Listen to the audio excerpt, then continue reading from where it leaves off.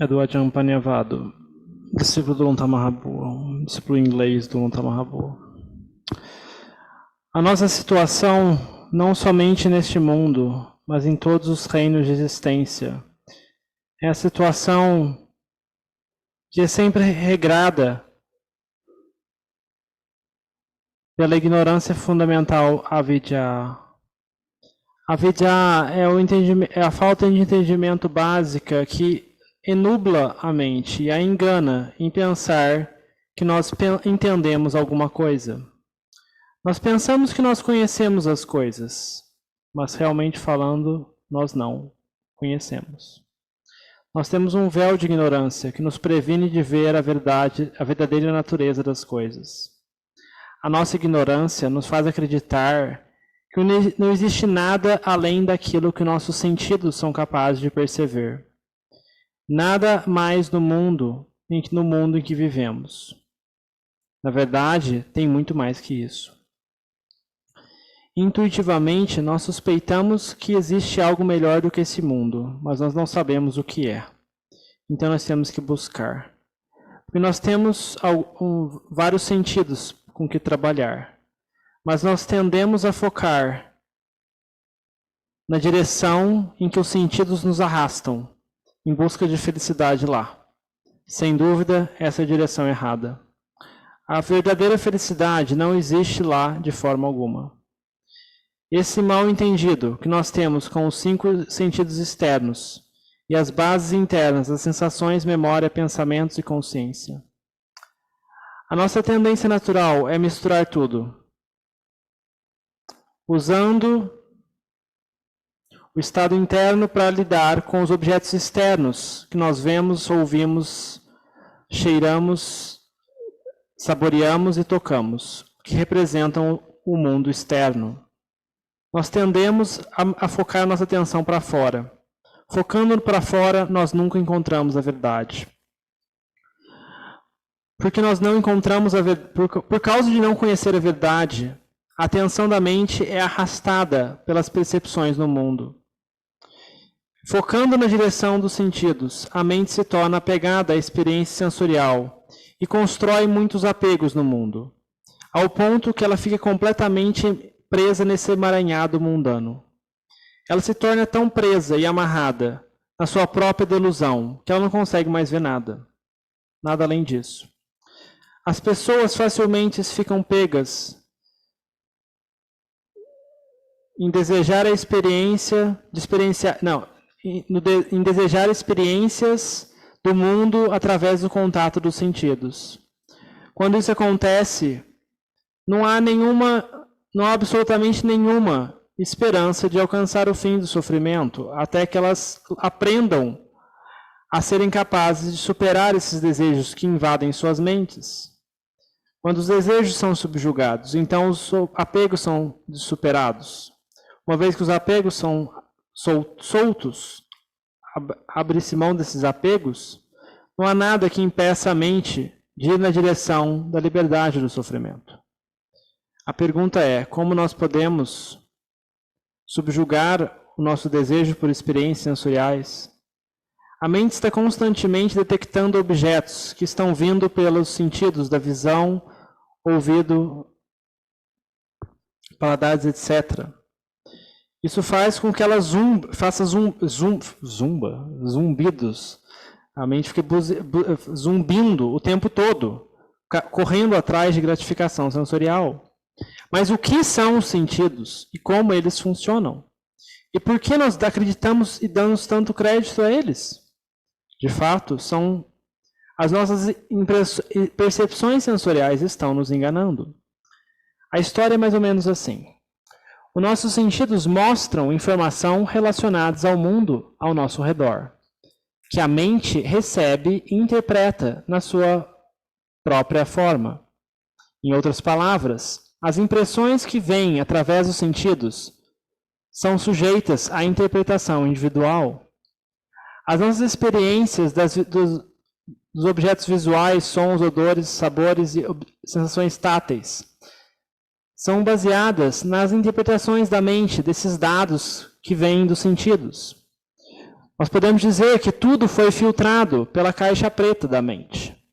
Isso significa que tudo que nós sabemos através dos nossos sentidos é filtrado pela mente, que é quem reconhece e interpreta todos esses dados por conta própria. A interpretação é o que nós sabemos. Nós não sabemos a realidade das coisas lá fora. Nós temos nossa forma de interpretá-las. E esse é o alcance das nossas informações. Nós conhecemos as informações armazenadas na caixa preta, mas nós não conhecemos a natureza do que está fora da caixa preta.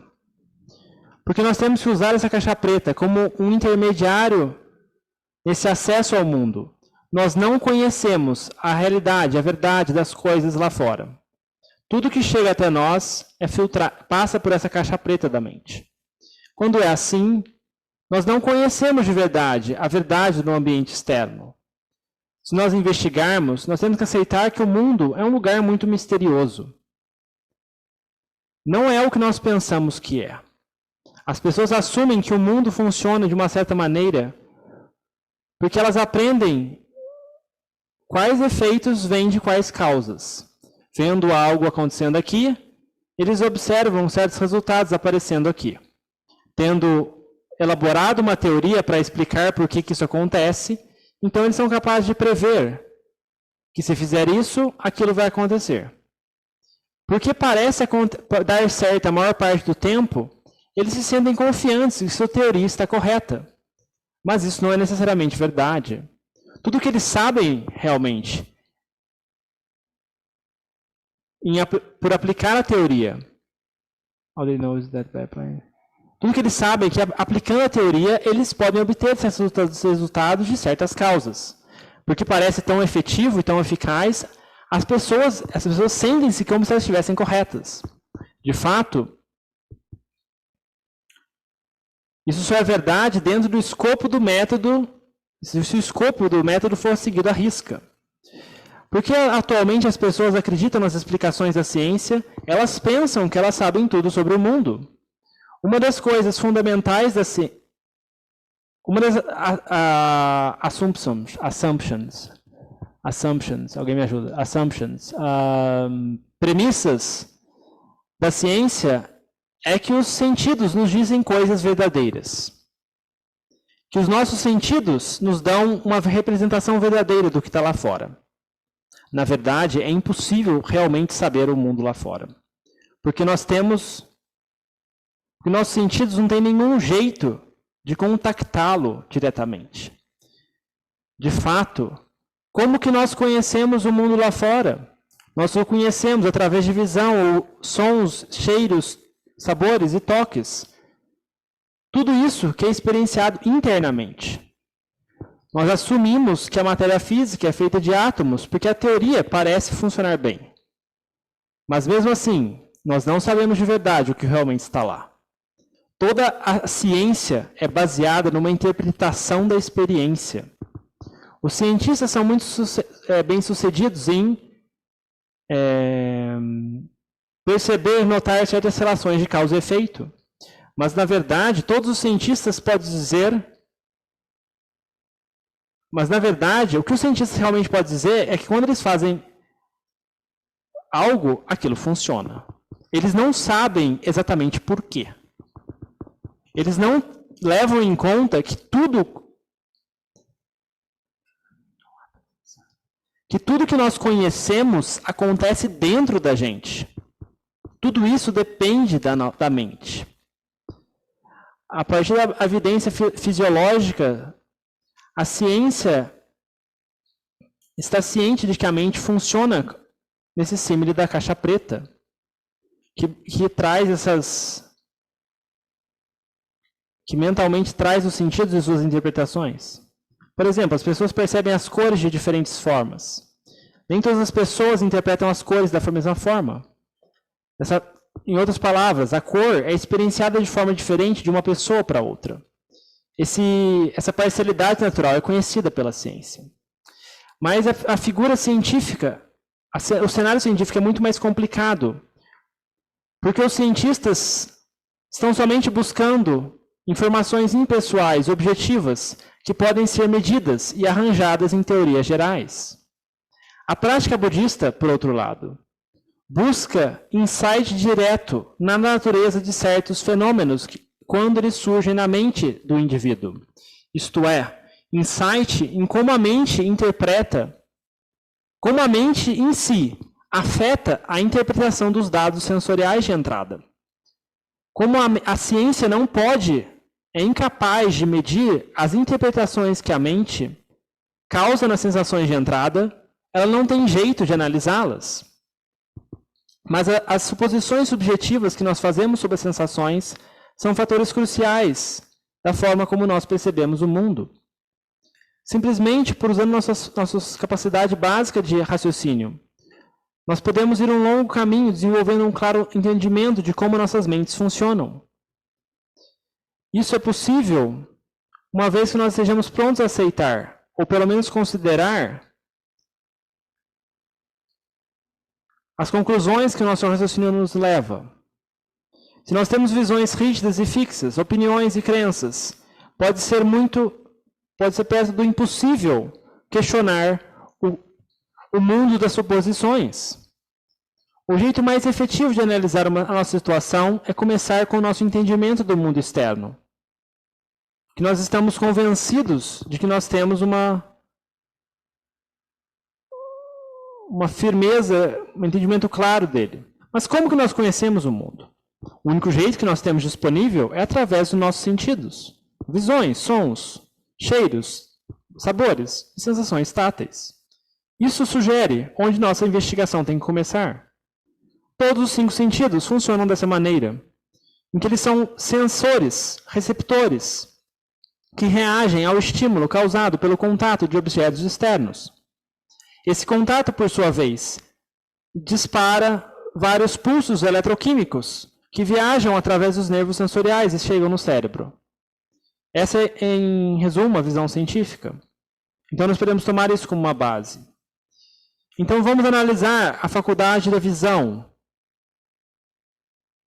Então, por exemplo, um objeto, como uma árvore, é visto. Luz se reflete de todas as partes de uma árvore. E uma parte dessa luz entra nos nossos olhos. Então, devido à geometria e às leis da ótica, a luz se inverte na retina, estimula as células da retina que transmitem um impulso nervoso para o nervo óptico que chega no cérebro. O que acontece no cérebro é pobremente entendido pela ciência, ou ainda não completamente entendido. Mas o que nós podemos saber é que nós experienciamos a imagem de uma árvore. Mas onde a experiência de ver a árvore acontece? A árvore que nós vemos, de fato, está lá no mundo? Ou é a imagem na retina que nós vemos? Ou há um tipo de imagem codificada no cérebro que nós vemos? De fato, a nossa inteira experiência da visão não é ver uma árvore, mas as percepções visuais de espaço e localização que não podem ser definidas, que são coisas internas. Então, a melhor forma de dizermos que a árvore é vista é no espaço da visão, e que não há muito o que dizer sobre onde esse espaço é localizado. O ato de ver envolve vários fatores: o objeto visual, o órgão do sentido e a consciência visual. E o contato com o olho sendo o jeito, a causa para que tudo isso aconteça. Quando esses fatores estão juntos, a consciência visual ocorre. Você pode dizer que um momento de consciência visual é como um pixel na tela de um computador, que são ali vários para formar uma imagem. Isso dá uma ideia de como rápida é a consciência visual.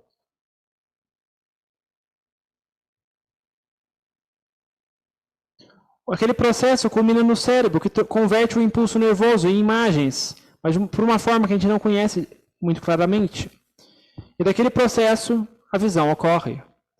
Entretanto, Como a nossa visão é um processo interno, baseado na interpretação da mente dos dados dos sentidos, nós não realmente sabemos a natureza intrínseca do objeto que nós vemos. Isso é difícil para nós percebermos. Nós temos essa longa histórico de pensar que nós vemos e experienciando as coisas diretamente no mundo lá fora. Na verdade, todo mundo que nós conhecemos é apenas um mundo interno. O mundo que nós experienciamos é o mundo interno da mente. Isso cada vez se torna mais claro quando nós percebemos que os estímulos externos que chegam no olho não são realmente o que nós vemos. Por exemplo, as lentes do olho são sensitivas à radiação eletromagnética. Os olhos capturam a radiação eletromagnética. Entretanto, ele não transmite radiação eletromagnética para o cérebro, ele manda um impulso nervoso, bioquímico, que o cérebro interpreta como luz e cor. Daquele processo, imagens surgem. Essas são as imagens que a gente vê. Dessa forma, tudo que nós vemos são imagens internas. Então, nós vemos imagens internas, não imagens externas. No mundo lá fora, não existe luz, não existe cor, é somente radiação. Nós nos referimos à luz e à cor, mas são somente referências e analogias para explicar experiências. Na verdade, luz e cor são fenômenos internos, não fenômenos externos. Nós não sabemos realmente o que está lá fora. Tudo que nós sabemos é o que acontece dentro. Os outros sentidos funcionam de forma similar, cada um de um modo específico. Por exemplo, a audição. A experiência de um som ocorre dentro. Lá fora, só tem vibrações de várias frequências. Quando essas vibrações entram em contato com o ouvido, elas estimulam os nervos auditivos, que transformam o estímulo em impulsos nervosos. Esses impulsos nervosos são transmitidos para o cérebro, que processa esses dados de uma forma misteriosa e causa essa experiência do som surgir. Falando de verdade, todo som acontece dentro, não acontece lá fora. O que está lá fora não é som de verdade, é somente vibração. O que é som é o que está dentro da gente. A mesma verdade é sobre os cheiros. Lá fora só existem químicos, não existem odores. Esses químicos no ar entram em contato com o nariz. Os impulsos nervosos são enviados para o cérebro. Somente quando a sensação chega na gente, que a gente experiencia os cheiros. Então, a nossa experiência sensorial é uma interpretação de dados externos, não o ambiente externo em si. Tudo que nós conhecemos é uma versão internalizada, baseada no nosso ponto de vista, a perspectiva do conhecedor. O conhecedor dentro nunca pode contactar diretamente o mundo lá fora, porque esse contato ocorre entre substâncias materiais, como químicos e tecidos do corpo. A impressão sensorial internalizada é o mais próximo que nós podemos chegar do mundo físico. Os sabores são a mesma coisa. Diga que você tem um bife grelhado com molho apimentado. Não existe nenhum sabor no bife ou na pimenta. Todos eles são químicos, não são sabores. Quando aqueles químicos entram em contato com a sua língua, eles causam uma reação. Daquela reação surge a experiência do sabor. Então, o sabor surge somente de uma resistência de combinação química. A reação química acontece e é processada. Então, comida não tem nenhum sabor. O sabor é uma coisa interna. Os toques são somente causados por variações de pressão e temperatura, que se convertem em sensações somente depois que elas são processadas.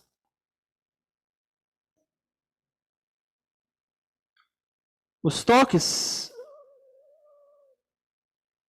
se convertidos em informações que são enviadas através da medula e mandam mensagens para o cérebro de que uma sensação está sendo reconhecida e interpretada. Mas aquela sensação não está presente nos objetos que nós contactamos. Em resumo, o mundo Nós conhecemos o mundo em que nós vivemos através dos sentidos. Então, nós incorporamos aquelas informações sensoriais nos nossos pensamentos, que organizam essa experiência de uma certa forma, como se fosse externa a gente. Em outras palavras, nós vemos que o mundo lá fora, nós vemos um mundo lá fora em oposição a nós. Porque é assim que parece. E nós, aqueles que conhecem o mundo, aparecem estar dentro. Mas se nós investigarmos os sentidos com cuidado, nós vamos ver que o mundo inteiro acontece e surge dentro da mente.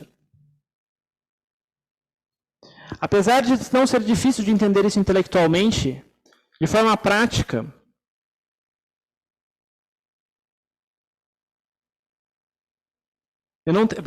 não ser difícil de entender isso intelectualmente, de forma prática, eu não acho que esse conhecimento faça muita diferença. Porque a maioria das pessoas ainda age como se o mundo externo fosse algo real.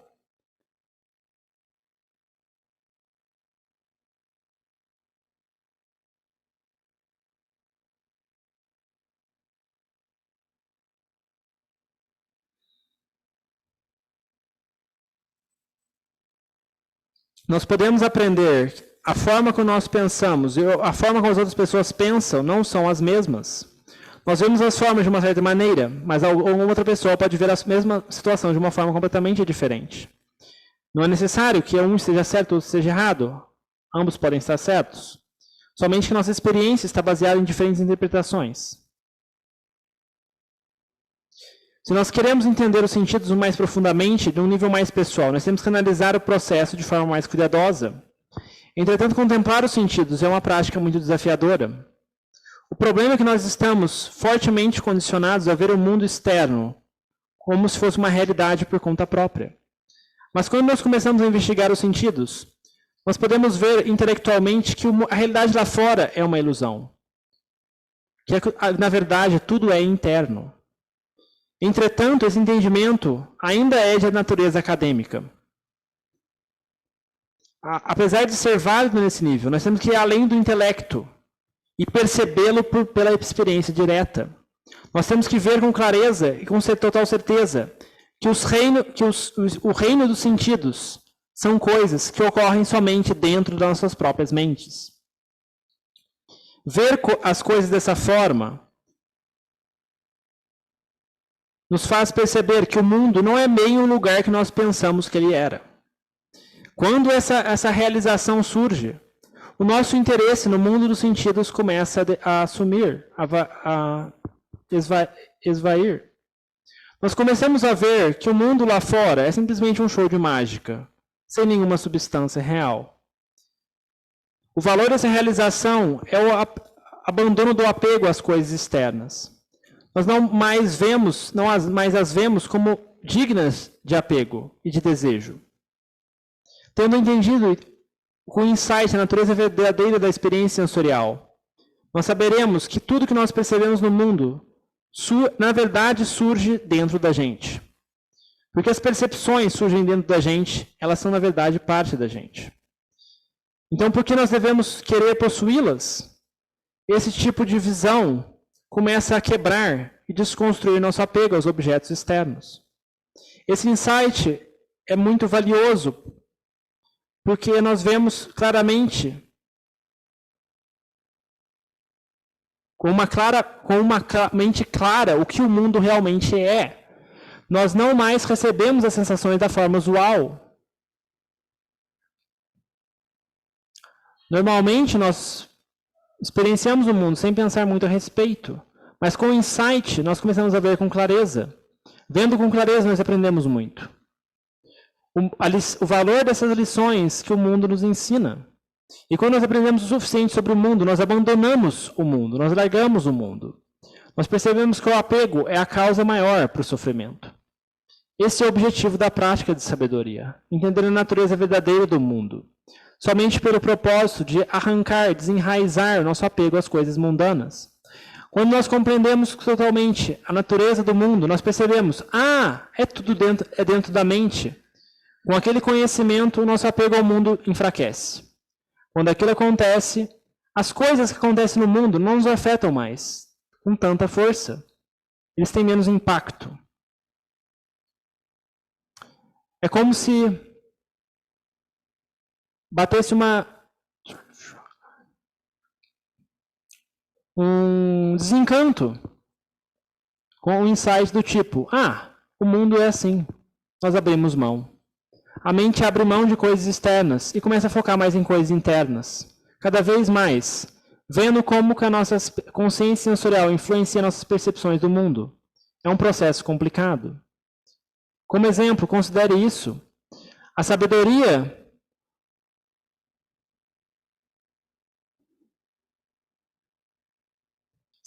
é ver o passado e o futuro na perspectiva do momento presente. Nós não podemos estar conscientes de um objeto visual até que o objeto visual tenha contactado a base dos sentidos. No momento e entre o momento da visão e o momento do reconhecimento, tem um atraso de milissegundos. E tem um intervalo minúsculo entre o surgir e o cessar de um e o outro momento visual. Dessa forma, o momento passado de visão somente existe na memória. As visões, os sons, tudo que nós experienciamos no passado, sempre estão no passado e filtrados através da memória. A mente busca imagens e símbolos. Volta um pouquinho. Como tem esse atraso de interpretação? Então, tudo que a gente experiencia já está atrasado, já está no passado. A gente experiencia a memória daquela visão, daquele som. A mente procura imagens e símbolos das experiências passadas e os reconhece, interpreta as impressões sensoriais presentes e então os entende. Dessa maneira, a nossa prática de sabedoria revela todo o processo de experiência sensorial. Existe outra forma de investigar esse processo. Quando nós sentimos coisas, existe um dos sentidos em que a coisa é sentida. Ao ver, existe a coisa que é vista e aquele que vê. Daquilo, então, surge a noção. Eu vejo isso. E então surge o senso de eu. Esse eu surge com relação aos sentidos. Todos os sentidos da mesma forma. Mas em cada um deles é um eu diferente. O eu que se relaciona com o ver não é o mesmo que relaciona com o ouvir. Aquele que relaciona com os objetos externos não é o mesmo que relaciona com os pensamentos e com a memória. Cada vez é um eu diferente. No final, se nós seguirmos o caminho do Dhamma, nós temos que abandonar todos esses apegos a todas essas ideias de eu. O problema é que a identidade desse eu surge porque nós temos essa ideia fixa da nossa própria realidade. Tendo apego à ideia fixa de uma personalidade real, nós não podemos ver a relatividade do mundo. Nós não entendemos como relativa a nossa existência é e como mutável. Nós não gostamos de incerteza, então nós criamos uma imagem de um eu como um refúgio, que parece como algo muito real e importante. Isso precipita o apego à ideia fixa do eu. Então, existe desgosto com relação a abandonar, letting go.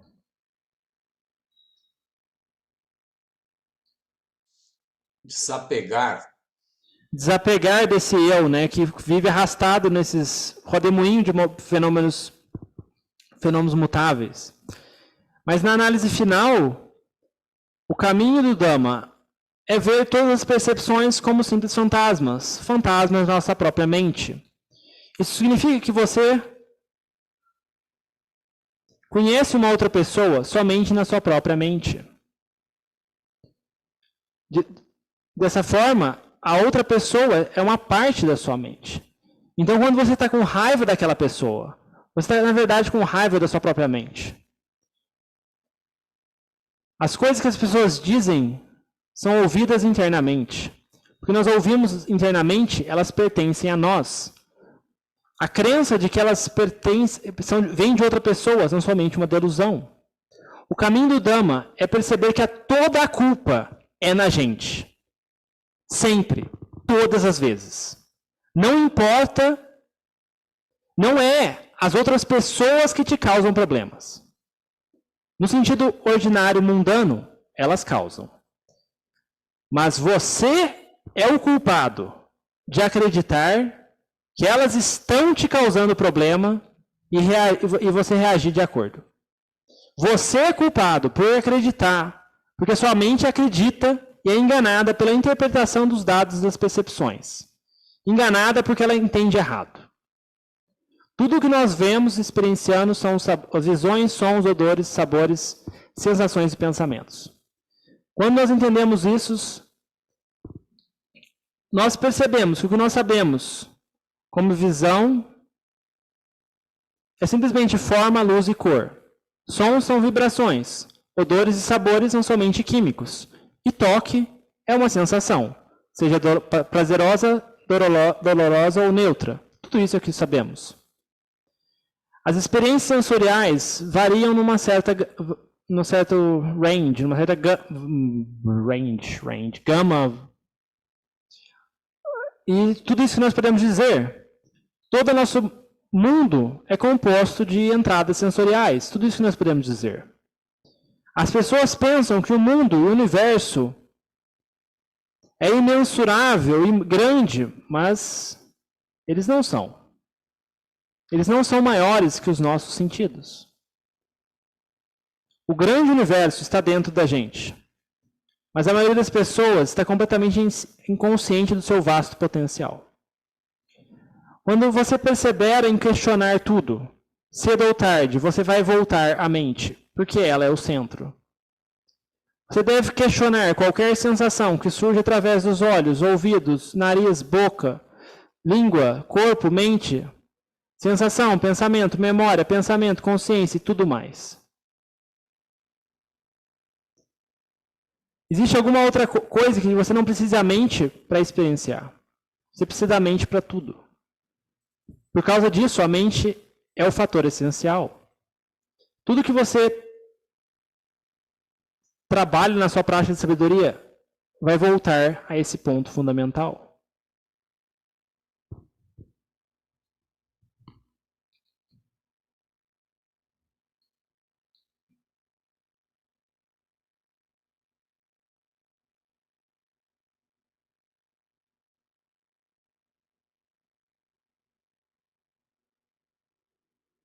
Só um instantinho.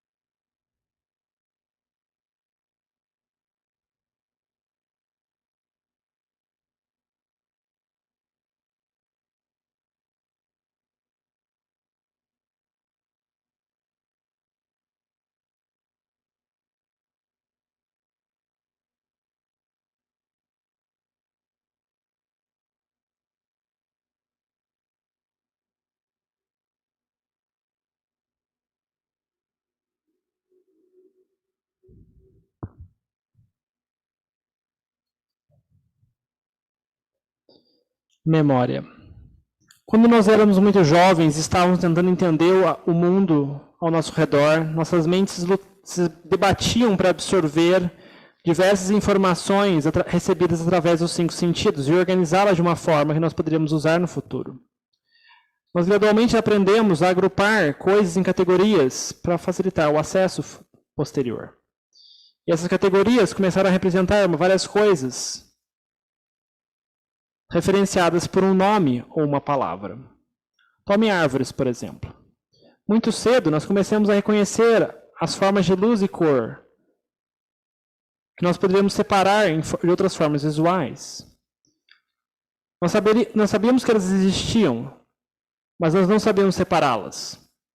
Então alguém apontou para a gente que um negócio marrom com uma parte em cima verde chamava árvore.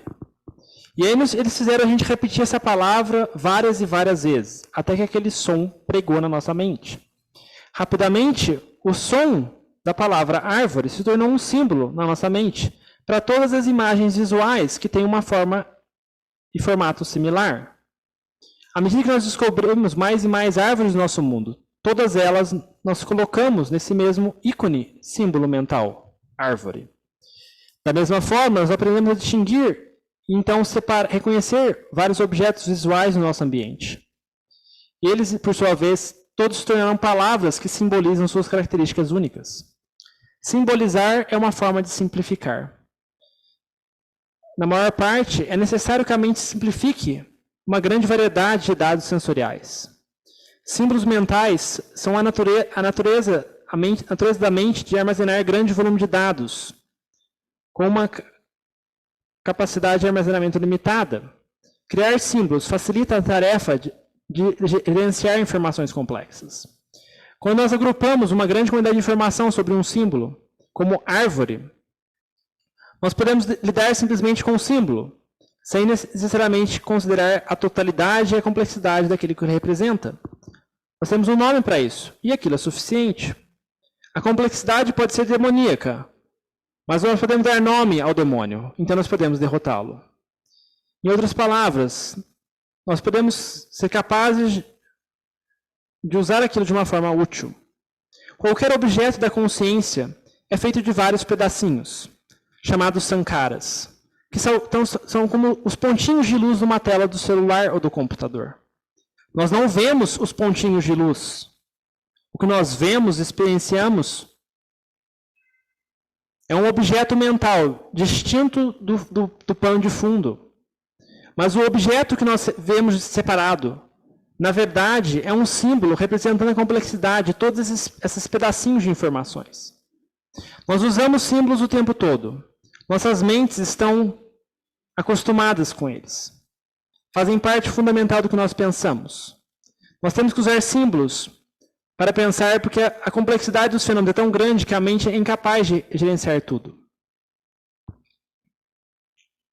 Mas esses objetos são muito mais do que imagens visuais nas nossas vidas. Eles também têm impacto emocional, da forma como as experiências que nós temos com relação a eles. Algumas vezes a experiência foi positiva, algumas vezes negativa e algumas vezes neutra. Independentemente do caso, nossas percepções futuras então são coloridas por essa sobreposição emocional também. Com mais tempo e experiência, a complexidade das nossas percepções cresce. Dependendo do nosso estado emocional e de outras condições, ver uma árvore nos torna felizes ou frustrados, ou indiferentes. O símbolo é o mesmo, mas ele começa a ter vários níveis, vários tons de significado. E como dois indivíduos não são exatamente iguais na forma como eles percebem as coisas, as palavras e os símbolos que elas representam podem ter significados completamente diferentes de uma pessoa para outra. Quando nós somos apresentados a um local novo, tudo que nós percebemos não é familiar. Então nós começamos a olhar para cá e para lá. A natureza geral daquele ambiente, até que nós podemos criar um símbolo para a referência futura dele. É como se a gente colocasse todas as informações, todos os dados daquela situação numa pasta no computador.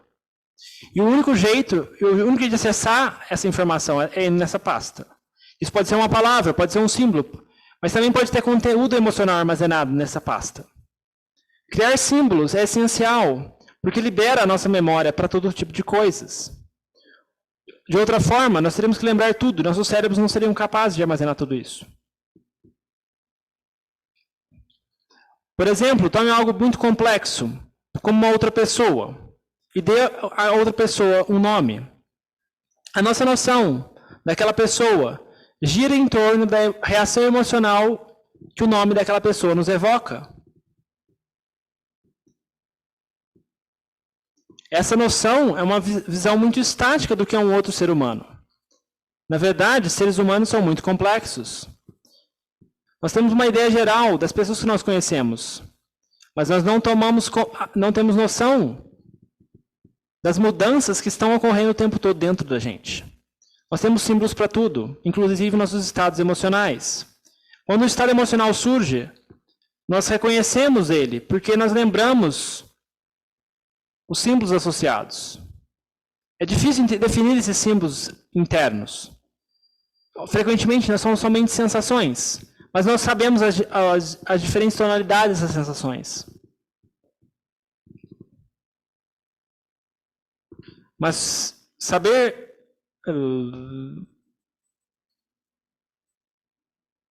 nós sabemos o que essas sensações simbolizam para a gente, mas isso não significa que nós sabemos a sua realidade. Nós pensamos que nós entendemos, quando na verdade nós não estamos entendendo o que realmente está acontecendo, nós estamos simplesmente tentando pegar símbolos do que ela representa. O que acontece de verdade é muito complexo. O que realmente está acontecendo é como um redemoinho em constante mudança. Se nós tentamos resistir e permanecer estáticos, nós vamos perder o ponto da verdade todas as vezes. Mas se nós observamos com clareza, nós vamos ver que tudo faz parte de um redemoinho de fenômenos mutáveis. E aí nós vamos deixar ele seguir suas causas naturais. Nós devemos tentar estar cientes de que esse vórtice de atividade girando todo o tempo ao nosso redor. Nós experienciamos isso, mas nossas mentes não são rápidas o suficientes para acompanhar esse constante surgir e desaparecer de fenômenos. Então nós temos que criar um símbolo. Por exemplo, um carro. Um carro é somente um símbolo. Mas o que é um carro realmente? É uma combinação de mais de 100 mil peças. Entretanto, nós representamos com somente um símbolo. Uma casa, da mesma forma, é composta de vários pedaços, tijolos e outras coisas. Mas, quando nós falamos casa, nossas mentes são capazes de entender o que nós estamos falando.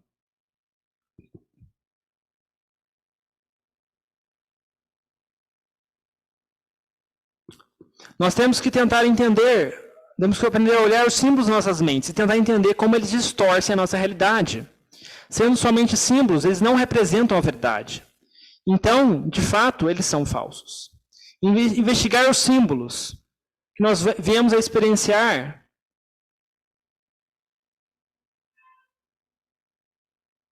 nos vai fazer perceber que nós temos visões e construções mentais que nós temos muito apego, a que nós estamos muito apegados. E esse apego gera uma tensão na mente, por causa de nossas memórias. Pensar sobre pessoas e eventos no passado é um jeito de atualizar nossa memória. Nós fazemos isso porque nós não queremos abrir mão, porque nós temos muito apego a elas ou às situações. Agora eu estou ficando velho, minha memória não é tão boa como era antes. Eu vejo algumas vantagens nisso. Porque o passado agora se torna mais vago. Eu não tenho que pensar tanto a respeito dele. E por causa disso, muitos apegos vão sendo abandonados. Tendo uma memória que vai se desaparecendo, pode ser uma desvantagem em certas formas, mas também tem suas vantagens. Os símbolos que nós acumulamos para estruturar o mundo ao nosso redor dependem da faculdade da memória. A memória é um banco de dados de todas as nossas experiências passadas.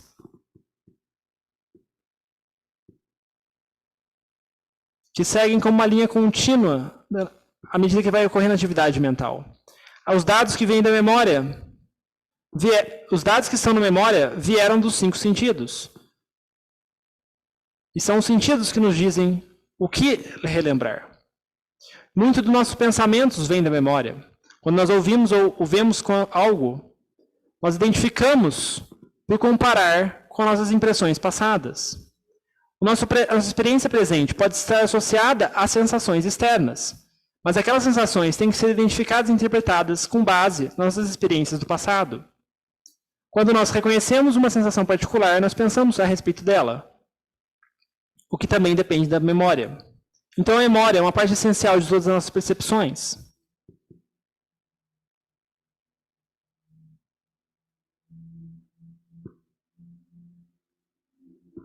Nós construímos nossa visão do mundo, das sensações internas que nós experienciamos. As impressões que nós recebemos são armazenadas na memória.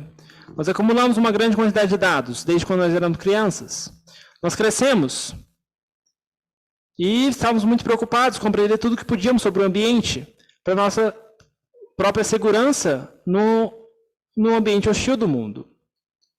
Quando nós conhecemos algo e podemos colocar um nome nisso, então nós achamos que nós entendemos aquilo.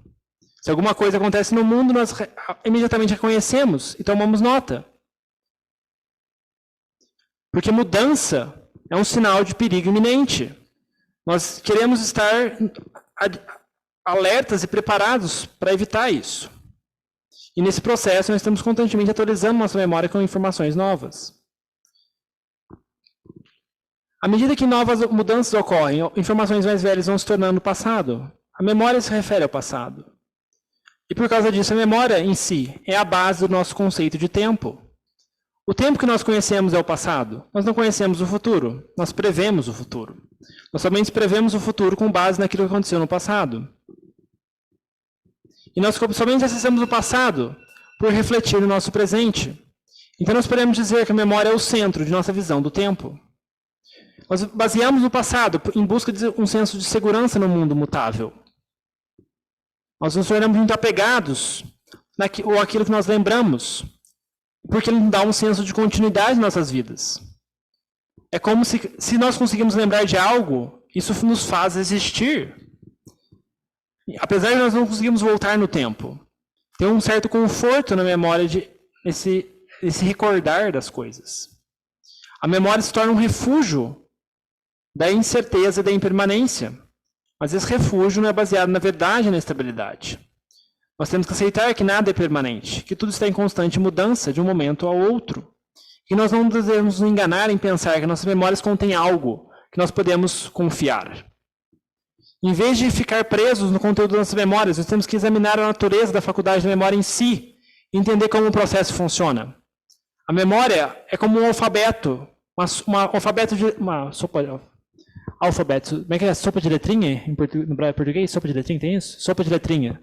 Sopa de letrinha de imagens, conceitos e símbolos que nós comparamos com os dados que entram na tentativa de reconhecer o que pertence nesse mundo interno de percepções. Em outras palavras, a memória se encaixa com as percepções presentes, encaixa as percepções presentes com as passadas e dá nomes e rótulos para ela de acordo. Quando nós vemos uma árvore, nós reconhecemos uma árvore porque ela tem características daquilo que está armazenado na nossa memória como uma árvore. Isso, por sua vez,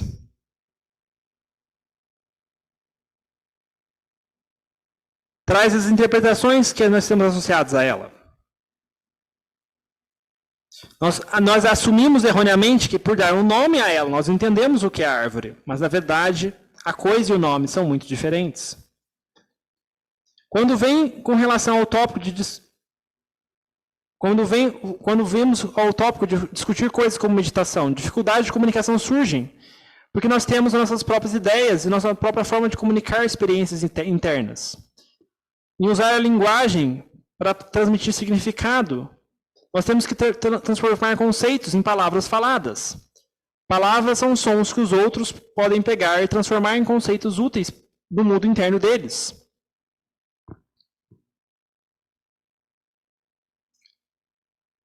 Mas a interpretação deles depende do background deles. Se eles têm um background de prática budista, mesmo que eles tenham um background de prática budista, aquilo pode soar de forma completamente diferente no mundo interno deles. Uma das grandes dificuldades em explicar o desenvolvimento da mente para pessoas no Ocidente é que elas não têm a vantagem de um background budista, de uma cultura budista, para entender conceitos básicos do budismo. O idioma inglês, o português, simplesmente não tem palavras necessárias para explicar propriamente e ensiná-los. Isto é, as palavras e os conceitos para referir ao que está sendo discutido, não estão armazenados na memória deles. Linguagem é uma ferramenta de comunicação, mas é um campo minado para entendimento incorreto. É útil entender como a linguagem funciona, como o idioma funciona, para transmitir significado. Linguagem é um processo simbólico. Quando nós pensamos num objeto, nós lembramos a palavra daquele objeto. Mas a mesma palavra pode ter diferentes interpretações para diferentes ouvintes.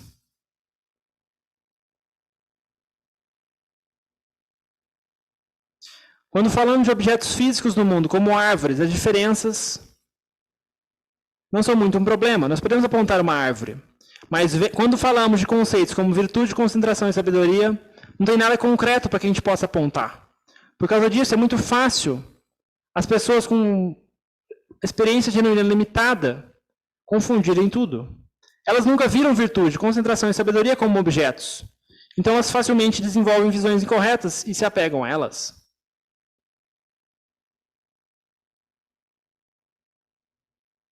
Quando praticando por conta própria, sem professor, os textos budistas podem ser uma referência útil, mas nós não devemos depender somente neles. Seguir somente textos como um guia de meditação tem a desvantagem, porque nossas mentes inexperientes não estão equipadas para entender seu significado mais profundo. Então nós temos que tomar cuidado com termos técnicos dos livros, porque nós facilmente vamos interpretar tudo errado. Como qualquer conhecimento técnico, por exemplo, engenharia, nós não podemos usar termos técnicos até que nós sabemos o que eles estão se referindo. A mesma coisa é válida para a prática budista. Então, a Jampanyavada tem muitas coisas para falar sobre o assunto, porque são só uns glimpses, Como é esse nome desse livro? Uncommon Wisdom, tipo, sabedoria em comum, tem em português ele. Eu peguei em inglês para pegar na fonte, mas tem em português. Tá no Force Dhamma, tá, do Jampanyavada, é Uncommon Wisdom, sabedoria em comum, é a biografia do Jampanyavada, no Papanavada. Ele fala, como é que fala? O interessante do Jampanyavada é que ele faz a ponte entre os Krubajans e a tradição de floresta, e o Ocidente, né? Porque ele é um inglês, assim, nasceu na Índia, filho de engenheiro, foi engenheiro, então assim, ele era aquela criança que desmontava o relógio, estudava como é que funcionava, aquele cara de exatas, né? Então assim, em algum ponto ele consegue transmitir para a gente do Ocidente certos pontos que às vezes certas perspectivas que os mestres da tradição de floresta às vezes têm uma dificuldade de passar, né? Porque tipo, eles não têm esse background. Ele vem uma explicação da ciência, ele faz um paralelo com a ciência, tudo com base na experiência, né? Uma coisa bem detalhada, né? Tipo, umas coisas que tipo, a gente nunca ouve, assim, né? Tipo, investigar. O que a gente vê são só impressões internas, né? Tipo a gente para, tipo, opa. Mas qual o Sutta que falava isso? Você vê, os Suttas não. Como ele está correto no que ele fala, né? Tipo, os Suttas não falam. Como é que fala? Os Suttas podem falar isso, mas a gente não chega a entender dessa forma, né? A gente pula esses detalhes, né? E não presta atenção nisso. Então, assim, é muito interessante contemplar. Acho interessante dele isso, né? A questão de que ele é um ocidental, né? E, assim, foi super bem elogiado pelo Lunta Mahabu. Ele, depois de ter... Ele ficou até a morte dele no mosteiro do Lunta Mahabu, nunca foi para outro lugar. Ele veio algumas vezes para o Ocidente. Ele era, tipo... Na Tailândia, né? Tipo, os ocidentais sempre iam lá em Wat Pah Bantad para prestar reverência e ouvir os ensinamentos dele, né? Tipo, ele era um sub-Krubajan ali dentro do Wat Pah Bantad, né? Tipo, tinha um Lunta Mahabu e os ocidentais iam atrás dele para ouvir a versão ocidental do ensinamento da floresta, né? Então é muito interessante, assim, pra quem tiver curiosidade de estudar mais sobre o assunto, né? A biografia dele completa, né? Acho bem inspirador a biografia dele, né? E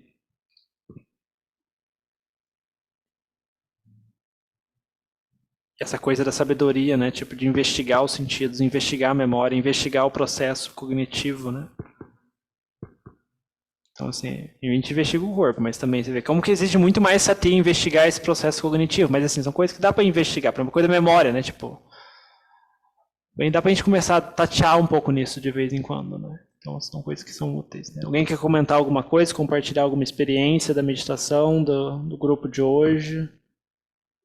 Eu Ana, você que veio gostei pela dessa parte da memória, porque a gente pode. É isso que ele falou, a memória a gente quer meio que reviver o passado, se você teve uma coisa boa, e aí você fica apegado, né? Mas para desconectar é difícil, porque você teve uma época boa da sua vida, ou uma situação, e você fica querendo voltar, ex-amigos de escola, locais e tudo. Só que você tem que descolar disso, e esse desapego mental dessa coisa que é difícil, né? Então, é só esse comentário mesmo.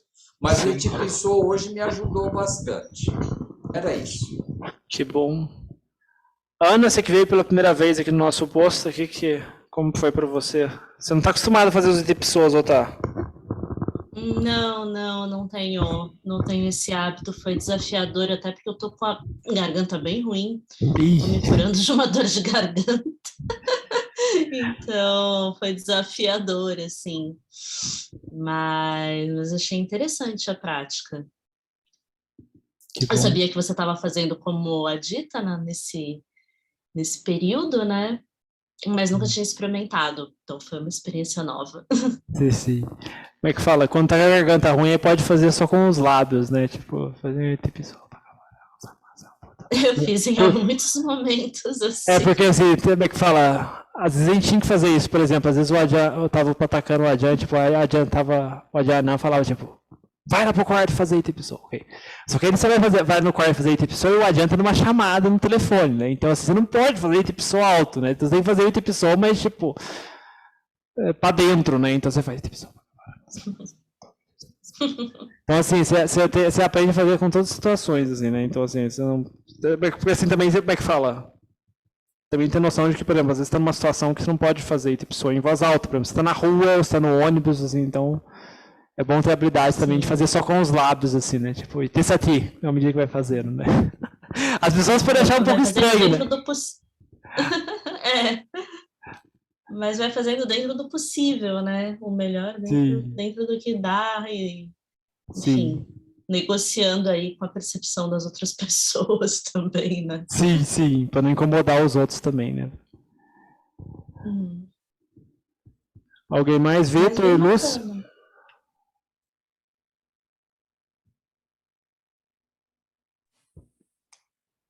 Também gostei dos Itipsos hoje e gostei bastante da leitura. Achei muito interessante. Eu vou ler mais a respeito dele. Só tinha ouvido falar do Adyampanyavada. Ótimo. Assim, o Adyapanyavala tem essa coisa de tipo... Eu acho assim, que a coisa do não... Como é que chama? A explicação dele de não, eu dou uma clicada, assim, pra mim, tipo assim, quando ele explicou aquilo, eu falei, nossa, alguém conseguiu explicar não eu de uma forma simples, né? Até aquele ponto tava girando na minha cabeça, girava, mas tipo, ele dava uma explicação clara das coisas, né? Então, assim, você vê, ele vai decodificando, né? Tipo, ao nível de detalhe que ele vai decodificando a experiência, né? Tipo, eu tô vendo, olhando para as cadeiras ali, né? Tipo, assim, imagina, a retina só tá recebendo um tanto de luz ali, né? Tipo, mas assim, é a minha mente que separa a cadeira do restante do fundo, né? Tipo, mas assim, é um tanto de luz chegando, mas assim, a mente cria uma caixinha em volta daquilo, né? E como isso acontece muito rápido, né? Como que... Então, assim, o nível de detalhe que ele tem para contemplar esse nível, né? Assim, é um nível bem refinado, né? Então, assim, não é que a gente tenha que... Assim, a memória talvez seja um ponto mais fácil de contemplar, né? Agora, tipo, esse nível de experiência visual é um nível bem profundo, mas às vezes bom pra gente dar uma refletida, né? Dar uma desidentificada, né? Então é isso. Então, ano moda, né? Todos que vieram, mais um posto semana que vem. Alguém sabe o dia do posto semana que vem? Deixa eu ver aqui no calendário. Eu acho que cai no sábado, dia 3 de setembro. Sábado, 3 de setembro, lua crescente. Isso. Então é isso. Até próximo sábado, pessoal. Bom final de semana no Modena. Obrigada. Tchau, tchau, tchau. Tchau.